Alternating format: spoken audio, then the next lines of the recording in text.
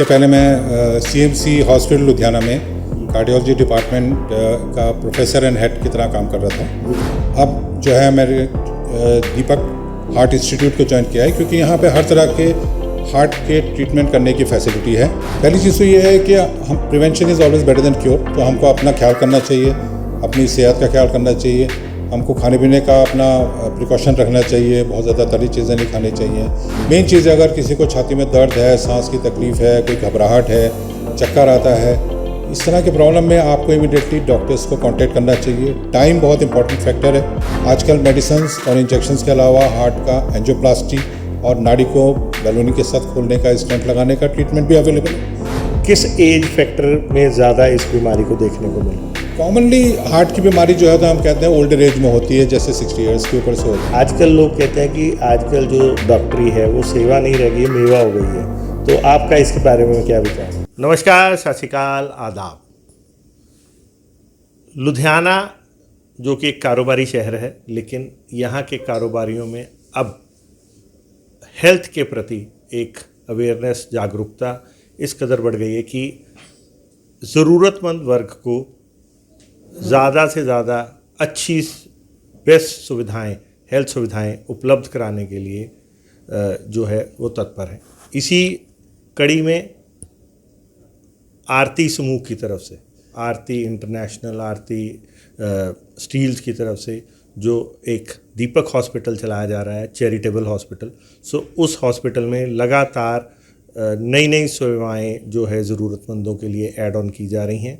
इसी श्रृंखला में आज हेल्थ जो क्षेत्र में हार्ट की जो बीमारी है उस क्षेत्र में और एक नई कड़ी जुड़ी है। सो आज हमारे बीच दीपक हॉस्पिटल में हम पहुंचे हैं और ख़ास वजह है कि डॉक्टर रजनीश कार्टन जो हैं वो आज दीपक हॉस्पिटल को ज्वाइन कर रहे हैं। सो इनसे जानते हैं कि किस तरह की ये सेवाएं दीपक हॉस्पिटल में आने के बाद लोगों को देंगे और ज़रूरतमंदों की किस तरह से ज़्यादा और सेवाएं की जा सकती हैं। सर नमस्कार। नमस्कार, वेलकम है आपका दीपक हॉस्पिटल में। Thank you very much. Sir थोड़ा सा बताएंगे कि इससे पहले आप क्या करते थे, ताकि हमें तो मालूम है, ताकि जो सुन रहे हैं उनको भी पता लग जाए। जी हाँ, इसके पहले मैं सीएमसी हॉस्पिटल लुधियाना में कार्डियोलॉजी डिपार्टमेंट का प्रोफेसर एंड हेड की तरह काम कर रहा था जी। और हर तरह के कार्डियक मरीजों को ट्रीट करते थे जी।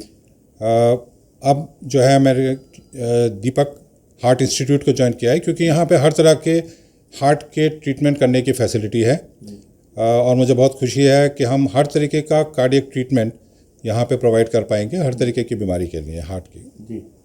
सो अगर हम साधारण भाषा में इसको बोलते हैं तो दिल का डॉक्टर बोला जाता है। डॉक्टर जी हैं। तो आजकल फिर दिल का डॉक्टर हो आप, तो किस तरह के दिलों का इलाज करोगे?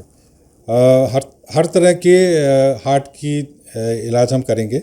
हर तरीके की प्रॉब्लम जो हार्ट को महसूस करता है, सिंपल से सिंपल, मुश्किल से मुश्किल, एक्यूट जो एकदम से हार्ट का अटैक लोगों को पड़ता है, या लंबे टाइम से चलने वाली हार्ट की जो बीमारी होती है, हर तरीके का ट्रीटमेंट करने का फैसिलिटी मैंने देखा है इस हॉस्पिटल में अवेलेबल है और वो हम प्रोवाइड करेंगे पेशेंट्स को। सर जैसे आपको बहुत तजर्बा है, तो किस तरह के हम कुछ ऐसे टिप्स देना चाहेंगे कि किस तरह की हम स्टेप्स उठाएं कि जो आपके पास जो मरीज़ है जब पहुँचे तो वो उसको कोई ज़्यादा तकलीफ़ ना हो और वो चीज़ें प्रोक्योर की जा सकें? जी हाँ, पहली चीज़ तो ये है कि हम prevention is always better than cure, तो हमको अपना ख्याल करना चाहिए, अपनी सेहत का ख्याल करना चाहिए, हमको खाने पीने का अपना प्रिकॉशन रखना चाहिए, बहुत ज़्यादा तली चीज़ें नहीं खानी चाहिए और थोड़ा सैर एक्सरसाइज वगैरह करना चाहिए, सिगरेट नहीं पीना चाहिए। ये तो कॉमन चीज़ें हैं जो कि हम लोग काफ़ी टाइम से पता है। लेकिन अगर किसी को हार्ट का कोई भी प्रॉब्लम होता है, मेन चीज़ है, अगर किसी को छाती में दर्द है, सांस की तकलीफ़ है, कोई घबराहट है,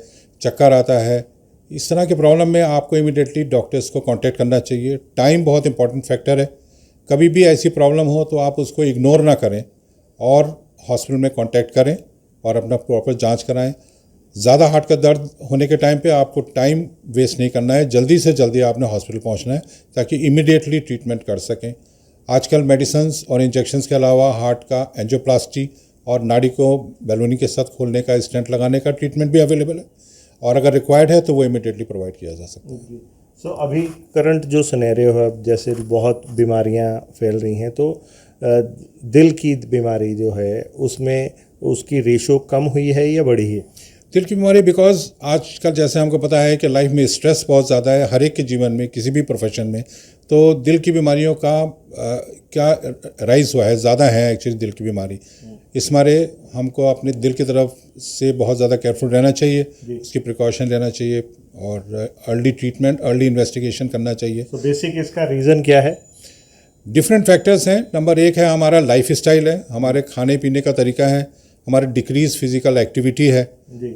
और स्ट्रेस फैक्टर दूसरा है जो कि इम्पोर्टेंट है, स्पेशली लुधियाना में जहाँ के मेनली बिजनेस सिटी है, हर तरीके का बिजनेस स्ट्रेस रहता है, वो हमारे हार्ट को भी अफेक्ट करता है, तो उसके हमारे हार्ट की प्रॉब्लम्स का चांसेस ज़्यादा होते हैं। तो इस स्ट्रेस को जैसे रेगुलर डेज में कैसे कम किया जा सकता है? हम लोग को थोड़ा सा टाइम अपने लिए निकालना चाहिए, जैसे कि थोड़ा रिलैक्स रहने को, थोड़ा ब्रिस्क वॉक करना चाहिए, हम लोग को योगा जैसी एक्सरसाइजेस करना चाहिए, खाने पीने का प्रिकॉशन ज़रूर से ज़रूर रखना चाहिए और रेगुलर मेडिकल चेकअप कराना चाहिए। हमको अपने सारे हार्ट के टेस्ट, ब्लड के टेस्ट हर 6 महीने के अंदर करा के देखना चाहिए कि सब कुछ ठीक है कि नहीं है, ताकि अर्ली इंटरवेंशन कर सकें उनके लिए। जी।